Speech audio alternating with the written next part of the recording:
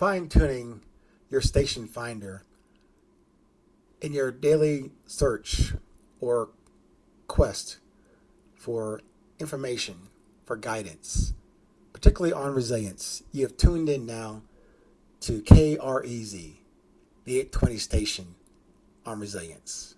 Thank you. Let's get into it today.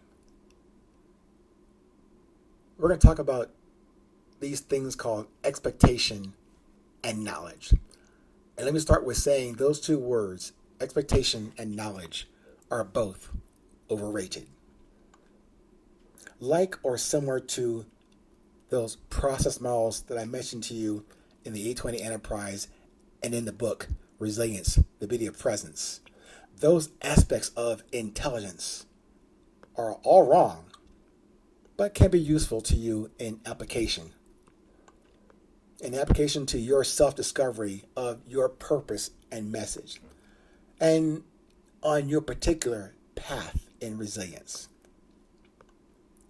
Whatever knowledge you acquire or rack and stack, formal, informal, or from the street, is limited and very, very narrow, particularly for you PhD level people out there. Especially if you defer to compare and compete your level of repository of gathered information and knowledge from school or from the school of hard knocks. And while we will round out the context of this episode, whatever you expect, and as you expected, newsflash, that will never, ever happen. And even your projected expectations of yourself and definitely for others outside of you will never get met or satisfied. Because even if that one so-called expectation emerge in your projected reality, you will build your next quasi-achieved expectation with another one on the sand and vapor of the one you think you have met or satisfied. To me, that's a faulty foundation. That's why I only offer to you my perspective on resilience and the requirements for definition and the applied context for your consideration.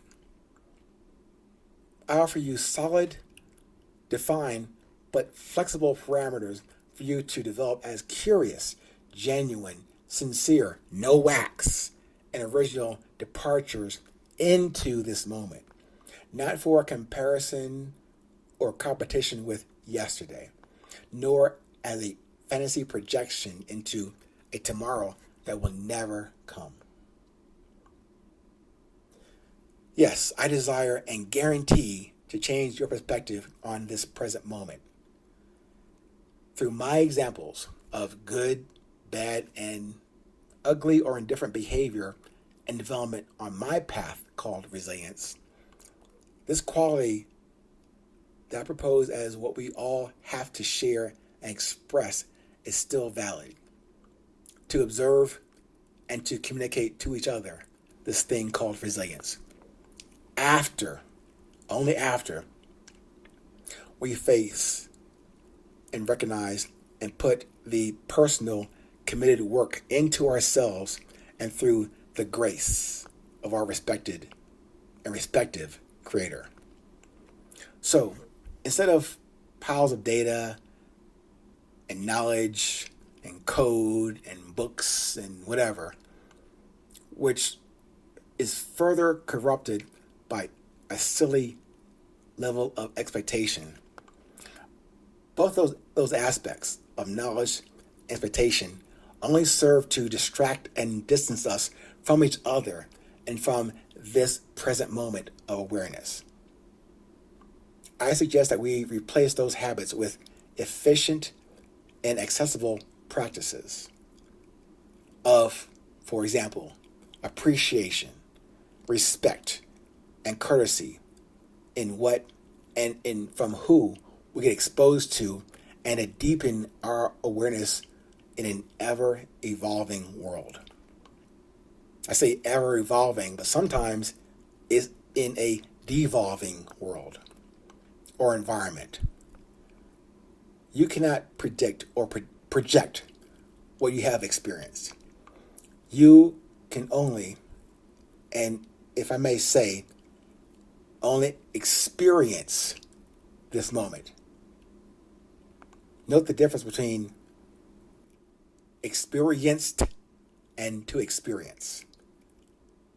Yet another offer to gently guide your attention to this present moment, not the past one, this one.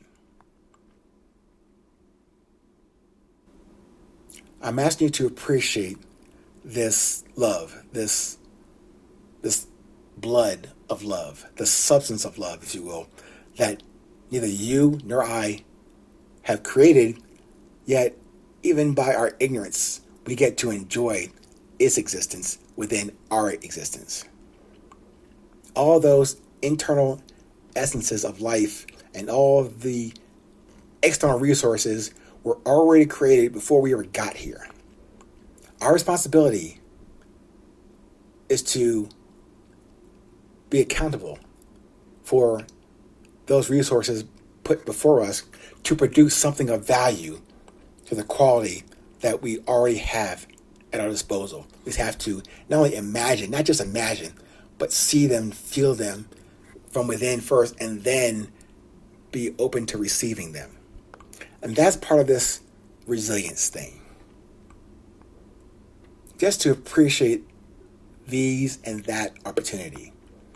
This opportunity to define, not to create, to define our personal path, to observe and communicate our individual yet collective process and approach. Not for applause or standing ovations, only to pause and reflect forward what we have not yet learned.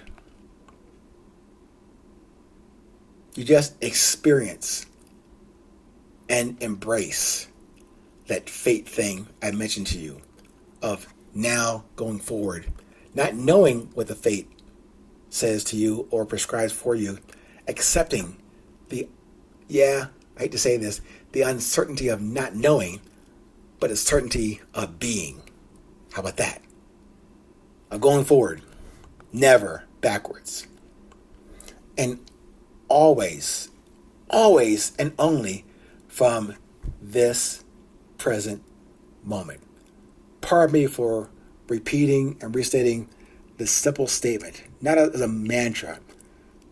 It's not as a rebuke to you because you forgot it. It's more from me as a reminder, as a nudge in the shoulder or a nudge from the back to remember this going forward as I'm stepping forward with this awareness that I might forget, although I'm trying to remember it and remind you of it at the same time. Stay present. Stay current. No matter where you are in this world, tell a friend, tell a foe, tell a total stranger you've never met, hey, do you know what time it is? It is 8:20.